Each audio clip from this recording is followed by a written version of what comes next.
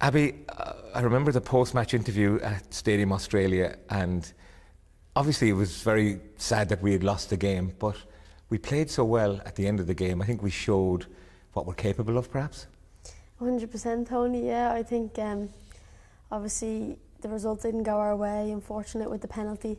But I think, yeah, as a team we played really well. I think near the end of the game, I think we put a lot more pressure on them, and I think that kind of panicked Australia. You could kind of see that they were panicking and they were very tense near the end of the game. And I honestly thought we were going to get a chance in a goal, but you know, you can't really change what happened. But yeah, we did well. And at 18 years of age, to play in the World Cup, not just make it to the World Cup. Before the squad was announced, you were probably wondering, are you on the edge? Then you get into the squad, then you get onto the pitch. I know. It's crazy how it just happened like that.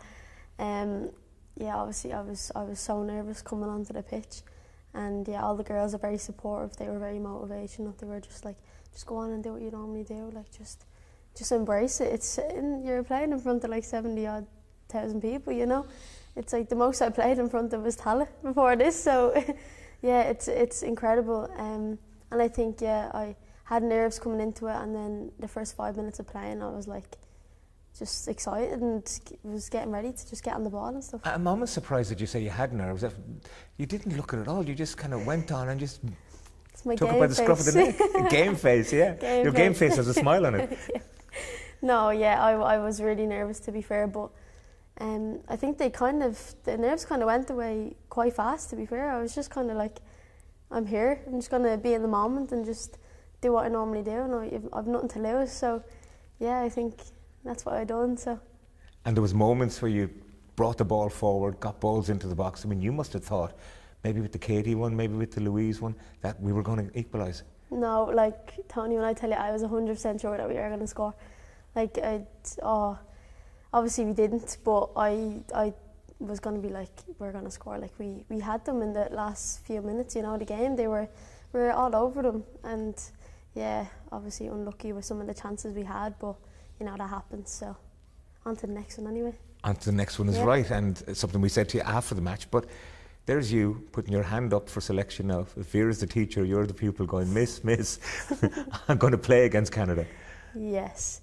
Obviously that's some door I want to be knocking on, you know what I mean?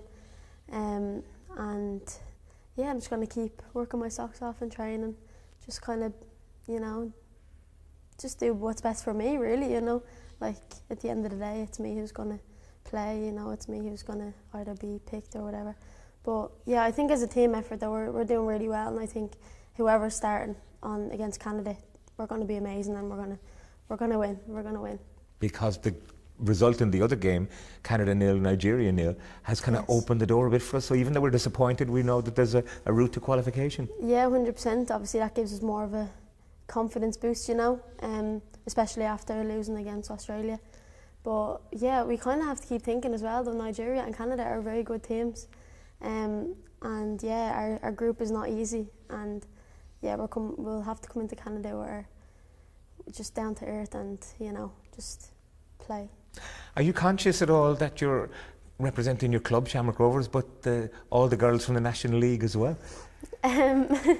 I do forget sometimes that it's actually like the League of Ireland that, you know, me and Anya would be representing, and yeah, it's crazy, you know, like it just gives that more exposure to what we can do in the League of Ireland. Like, there's so many good players in the League of Ireland, and I think that's misunderstood sometimes. I think people just look at England and NWSL, but there's quality players back home in Ireland. It's not getting the exposure that we should probably be getting, you know, and I think that will definitely give us more, you know, exposure in the league.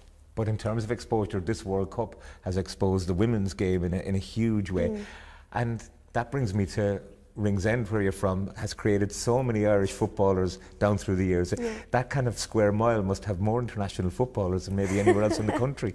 And really, the scenes that we've seen in Ringsend, how did that make you feel? Amazing. Obviously, yeah, my cousin Daniel, you know, he's obviously a professional footballer as well, and he's someone I would obviously look up to as well. He was like, you know, a role model for me growing up.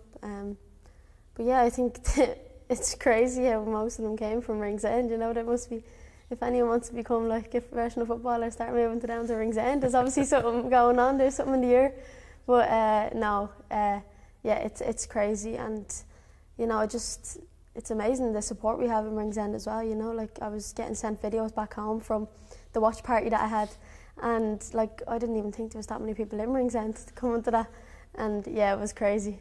And all the bunting and the banners. Abbie Larkin's face is the most prominent thing about Ringsend at the moment. Everybody be sick of seeing my face now. They wouldn't want me home.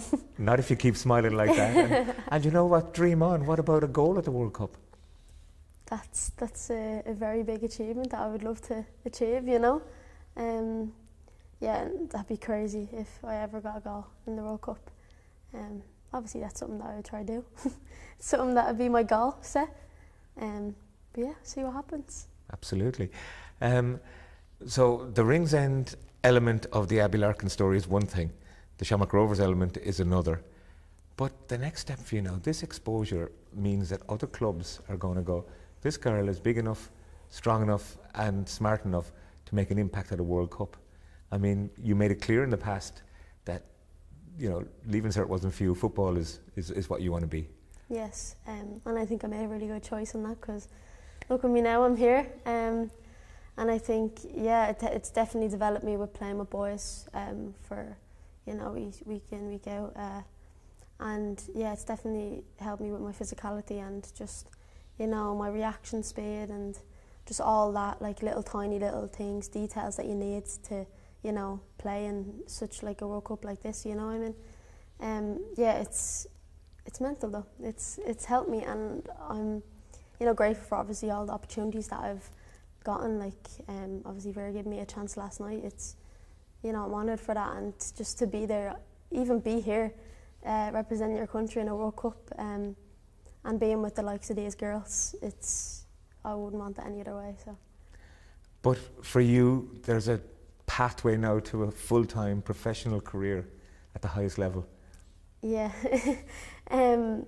No, it's like one of my dreams, honestly. Like, my dream is to play professionally, and obviously my goal is to play in England. That's like something that I've always wanted to do as a kid, you know. So yeah, just, you know, the exposure that I'd be getting, and the team itself, like the girls in the team would be getting in this World Cup, it's unbelievable. So yeah, and just see what happens. And bring it back finally to the start of the World Cup, the national anthem being played at Stadium Australia. First 11 out there, you guys on the bench, all embracing, all holding on to each other and singing your hearts out. How did it feel? Oh my God, as soon as the anthem came on, I just hear screaming, and I'm like, oh my God. Like, the whole stadium was just like so loud, and it's all like Irish fans, and like in that moment I was like, this stadium is more Irish fans than it does Aussie fans, and it was just crazy the support we had, you know.